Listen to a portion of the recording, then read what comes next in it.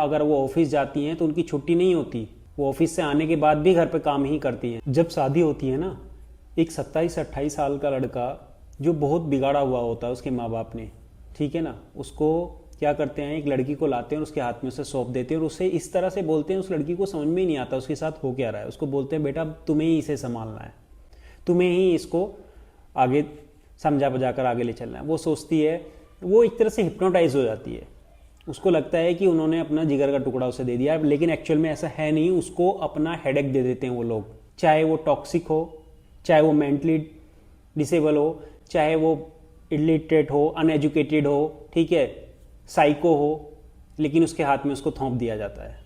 अब लड़की यानी कि वो बीवी क्या सोचती है, वो सोचती है चलो यार ठीक है, कोई नहीं, मोहब्बत से इसको ठीक कर लेंगे, प्यार से समझा लेंगे, आगे बढ़ते हैं।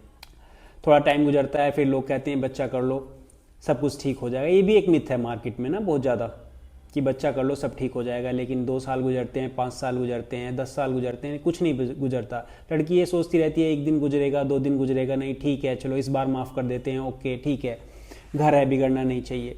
होता कुछ नहीं है, वो अपने वही टेढ़ी चाल में चलते रहते हैं। जिनको नहीं सुधरना होता वो कभी नहीं सुधरते रहते हैं। फिर 10 साल हो जाते हैं, 20 साल हो जाते हैं और फिर आखिरकार बच्चे बड़े हो जाते हैं। फिर वो सोचती है अपनी तो अब कट गई, क्या करना, बच्चों की लाइफ के बारे में सोच रहा है, इनकी ख़राब नहीं करनी है, इनकी शादी कर देते हैं, बेटियों की शादी कर देते हैं। फिर भी ये समाज बोलता है कि लड़कियां करती क्या हैं, घर में ही तो रहती हैं। आजकल तो दुनिया में जॉब कर रही हैं, उसके बाद भी ये बोलती हैं कि वो घर पे ही तो रहती हैं। लोगों वो घर पे रहती हैं तब भी आपसे डबल काम करती हैं। अगर वो ऑफिस जाती हैं तो उनकी छुट्टी नहीं होती, वो ऑफिस से आने के बाद भी घर पे काम ही करती हैं। थोड़ा बाहर निकलो, सोच को बदलो।